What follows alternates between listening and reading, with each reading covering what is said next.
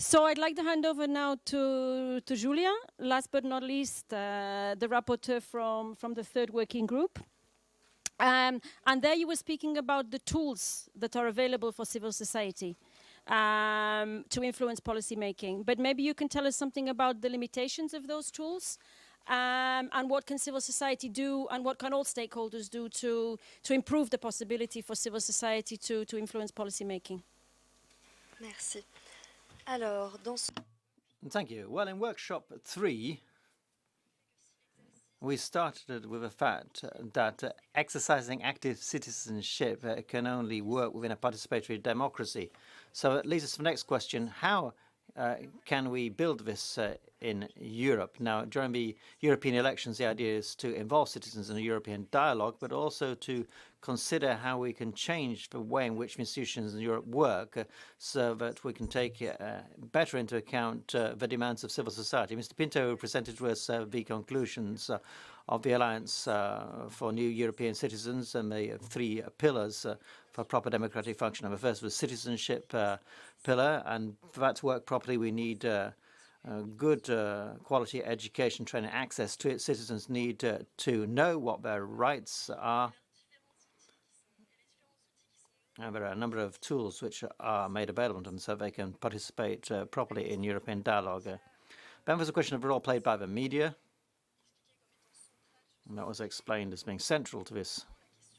And in particular, the question of access to training in Europe in all the different languages.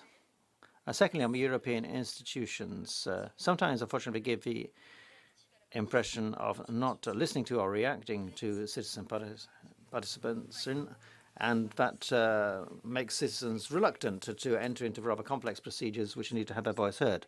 The example of the European Council, for example, that takes its decisions in a closed chamber was also mentioned during the session. The third pillar is that of civil society, which has to act as a guarantor of a dialogue between citizens and institutions. The organizations of civil society need to be clearly recognized as active partners in the decision-making process in Europe. And it has to be regretted that there's been a fall in the European budget allocated to these organizations. Many tools have been proposed by the European institutions themselves, but they're complex. That's been debated at some length during the workshop. The main challenge, therefore, is to make all these existing tools clearer and simpler so that citizens can participate more easily.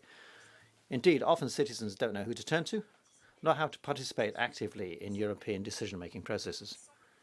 It seems, therefore, necessary to involve citizens in key European issues, for example, such as the European budget and how it's used. We talked a lot about the Citizens' Initiative as a tool. That should enable citizens to participate more in the decision-making processes in Europe. This is a tool which was introduced by the Commission in partnership with the European Alliance for Citizens, but it does show the need to deploy considerable resources if the citizen initiative is going to work, which means that associations or organizations have to be pretty big before they can use this tool. We talked a lot about just how bureaucratic Europe is, and we need to reform that so that organizations of civil society can participate more easily, however big or small they are.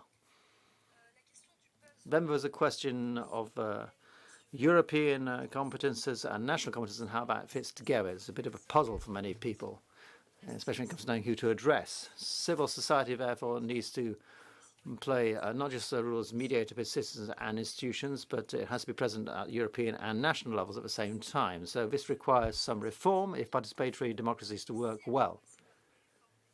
This might require reform of the European treaties themselves. But above all, it needs a great political will if that's to be achieved. The 3 pillars mean that citizens and institutions need to work together as partners if to guarantee true participatory democracy, and we need to make progress on the existing tools for citizen participation. The best players and actors are citizens themselves, and they're becoming more and more organized to participate in European decision-making. So it is necessary to strengthen those tools which are already at their disposal so that a structured European dialogue can continue in an effective way.